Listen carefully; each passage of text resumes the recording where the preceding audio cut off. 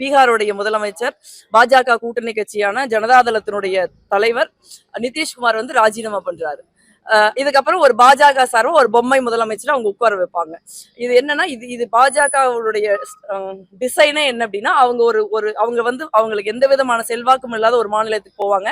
அங்க ஒரு கூட்டணி கட்சியை கைப்பற்றி அவங்க ஒரு 4-5 சீட்டு வாங்கி அந்த தேர்தலில் நிற்பாங்க. அதுக்கப்புறம் ஒரு 5 வருஷம் 10 வருஷத்துல அந்த கூட்டணி கட்சி அப்படியே மொத்தமா விழுங்கி கபலீகரம் பண்ணிட்டு அந்த கூட்டணி கட்சியோட இடத்துக்கு வந்து அந்த கூட்டணி கட்சி உசுரோட புதைச்சிருவாங்க. இதுதான் அவங்க வரலாறு.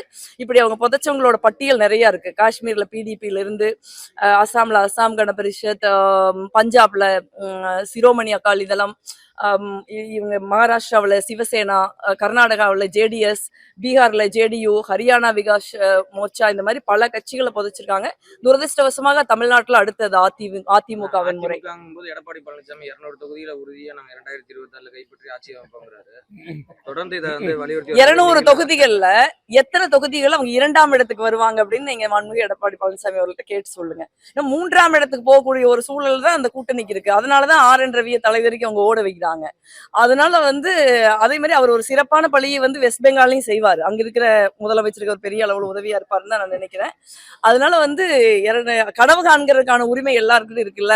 பாஜகவோட வந்து கூட்டணி வச்சுக்கிட்டு, அதுவும் தமிழ்நாட்டுல நாங்க 200 தொகுதியை ஜெயிப்போம்னு சொல்ற மாதிரி ஒரு விஷயம் எங்கேயுமே கேட்க முடியாது. எந்த அளவுக்கு வந்து கள யதார்த்தம் இல்லாம திரு எடப்பாடி பழனிசாமி அவர்கள் இருக்காருங்கிறதுக்கு இது ஒரு உதாரணம்.